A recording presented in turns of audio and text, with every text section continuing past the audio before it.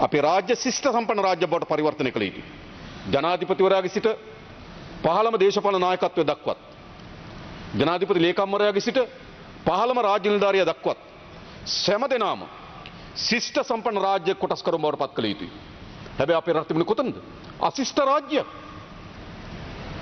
අපේ හමුදාව අපේ බුද්ධි අංශයත් ඒ පිළිබඳව ගෞරවය, ඇගීම, හෘදයාංගභාවය අපි තුල තිබෙනවා. හැබැයි අපේ හමුදාවන් අපේ බුද්ධි අංශ රාජ්‍ය ආරක්ෂාව වෙනුවෙන් කරලා කැපකිරීම වලට ජනතාවගේ ආරක්ෂාව වෙනුවෙන් යම් කාර්යභාරයක් කරන විට කොතනක හෝ වුන් පීඩාවට පත් වෙනවා නම් අපි ඔවුන් වෙනුවෙන් පෙනී සිටිනවා. දේශීයවත් ජාත්‍යන්තරවත් රාජ්‍ය පැවැත්ම වෙනුවෙන් ජනතාවගේ ආරක්ෂාව වෙනුවෙන් රටේ ආරක්ෂාව වෙනුවෙන් අපේ හමුදාවන් බුද්ධි අංශ ක්‍රියාත්මක වෙලා තිබෙනවා නම් ඔවුන් ඕනෑම තැනක ආරක්ෂා කරන්නත් ගෞරව කරන්නත් අපි බැඳී ඉන්නවා අපි කාර්ය කරනවා. හැබැයි ඒ හමුදාවන්ගේ මේ බුද්ධි අංශයේ මුතා කුඩා කණ්ඩායම්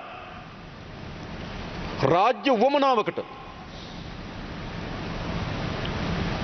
යම් පෞලක බලය වෙනුවෙන් යම් දේශපාලන කඳවුරක බලය වෙනුවෙන් කණ්ඩායම් ඉටු කරලා තිබෙනවා නම් ඒ සඳහා නිසි දඬුවම් ලබා දෙන්න අපේ ආණ්ඩුව පැකිලෙන්නේ නැති බව මා කියනවා.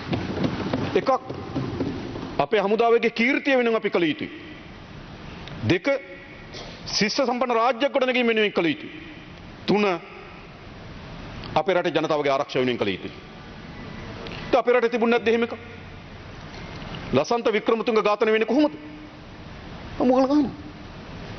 ඒ සාමාන්‍ය සිවිල් පුරවැසියන් අතර ගැටුමක් නොවේ.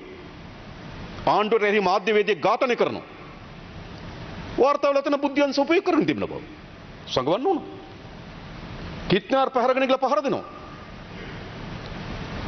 රඳවගෙන ඉන්නේ හමුදාවේ ආරක්ෂක නිවසන කියලා වාර්තා වෙනවා. උපාලි තෙන්නකෝන් ගිහලා පහර දෙනවා. පෝත්‍ර ජයන්ත්‍ර පහර දෙනවා. නාමල්ට පහර දෙනවා. මොන තමුන්වන්සලෙන් අහන්න. මේ සිවිල් ගැටුම් නෙමෙයි. මේ රාජ්‍යයක් තමන්ගේ බලය පෞලක සහ තමන්ගේ දේශපාලන කඳුරක බලය වෙනුවෙන් කරලාද අපරාධ. තාජුන්දිගේ ඝාතනයත් එහෙමයි. පාස්කු ප්‍රහාරයත් එහෙමයි. ඒ විතරක්ද? සිරිසට ගිනි තියෙනවා. ඉරිදින කාර්යාලයට ගිනි තියෙනවා. සියතර බෝම්බ ගහනවා. මේ ඉතිහාසයක් තියෙනවා. මේ ඔක්කොම පිටුපස්ස ඉතා කුඩා රාජ්‍ය යාන්ත්‍රික මෙහෙයුම්කරුන් හිටියා. මේක එළිදරව් කරන්න ඕනේ නැද්ද රටක? රටේ සුදු වෑන් බියක් තිබුණ නැද්ද මම අහනවා. අංක තහඩු නැති සුදු වෑන් වලින් වත්තේ තමන්ගේ ගේ කඩනවට විරුද්ධ උද්ඝෝෂණ කරපු ඉන්න අපේ අරගෙන ගියේ නැද්ද? සාමාන්‍ය සිවිල් ගැටුම් නෙමෙයි. මොනවද? මේවල රාජ්‍යයක් රාජ්‍ය ආරක්ෂා සහ ජනතාවගේ ආරක්ෂා සහ රටේ පැවැත්ම වෙනුවෙන් ආරක්ෂා කළ යුතු කණ්ඩායම් ඉතා කුඩා කණ්ඩායම තමගේ දේශපාලන උවමනාව වෙනුවෙන් යොදවලා මේ මිලේච්ඡ ඝාතන මිලේච්ඡ අපරාධයන් කරලා තියෙනවා. අපි අනිවාර්යෙන් මේ මිලේච්ඡ ඝාතනයන් සහ මිලේච්ඡ අපරාධවලට රේව නීතිය ක්‍රියාත්මක කිරීම සඳහා බැඳී සිටින ආණ්ඩුවක් මේක. එයි ඒ වින්දිතයන්ගේ යුක්තිය වෙනුවෙන් අපි මේ කරන්න ඕන. හමුදාවේ කීර්තිය වෙනුවෙන් අපි මේ කරන්න ඕන. ඒ වගේම රාජ්‍යයේ ශිෂ්ට සම්පන්නභාවය වෙනුවෙන් අපි මේ දෙක කළ යුතුයි. මම දන්නේ මෙතන කාටවත් ඒක විරුද්ධ වෙන්න පුළුවන් කියලා. විරුද්ධ වෙ හැකිද ඔබට? නෑ විරුද්ධ වෙන්න බෑ. විරුද්ධ වෙන්න පුළුවන් අපරාධකරුවන්ට විතරයි. ඒ අපරාධ වලින් වාසි ලබාගත් අයට විතරයි. ඒ අපරාධ වලින් බලය තහවුරු කරගත් අයට විතරයි. ඒ අපරාධ වලින් බලය ලබා ගැනීම සඳහා උත්සුක වන අයට විතරයි. වෙන කිසිදු සිවිල් පුරවැසියෙකුට ප්‍රජාතන්ත්‍රවාදී මානව හිමිකම් මිනිසුන්ගේ මිනිස්සුත්භාවය පිළිබඳ ගෞරවය තියෙන කිසි පුරවැසියෙකුට මේ විමර්ශනයට විරුද්ධ වෙන්න බෑ. ඒ නිසා මතක තබා ගන්න. අට්ටාල ගහලා විශාල චෝදන මම දන්නවා සානි අබේසේකර වගේ මහත්තුරුන්ට දිලීප පීරිස් ඒ වගේම ගත්තොත් පොලිස්පතිතුමා ඒ වගේම ගත්තොත් අධිකරණයට අද විශාල රංග දිසානායකට විශාල ප්‍රහාරයන් එල්ල කරමින් තිබෙනවා. කුමක් වෙනුවෙන්ද? මට කියන්න මොකද්ද කරපු අපරාධය කියලා.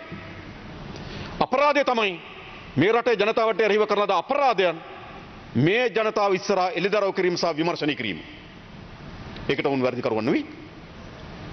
ඒ නිසා කවුරු කෙනෙක් කල්පනා කරනවා නම් ඒ නිලධාරීන්ට තනියම තර්ජනය කරමින් තනියම බියවද්දමින් මේ ව්‍යායාමයෙන් නතර කරන්න පුළුවන් කියලා කවුරු හරි කල්පනා කරනවා නම් මේ ව්‍යායාමයෙන් නතර කරන්න කිසිසේත්ම ඉඩ නොදෙන බවට අපි සහතික කරනවා. අපි ඔවුන් වෙනුවෙන් පෙනී හිටිනවා. මේ රටේ පොදු ජනතාව ඔවුන් වෙනුවෙන් නැගී සිටිය යුතුයි. මේ අපරාධකරුවන් වෙනුවෙන් පෙනී හිටිනවා. අපි පෙනී හිටින්න ඕන මේ රටේ පොදු ජනතාව වෙනුවෙන්. ඒ සඳහා මම සියලු දෙනාට ආරාධනා කරනවා.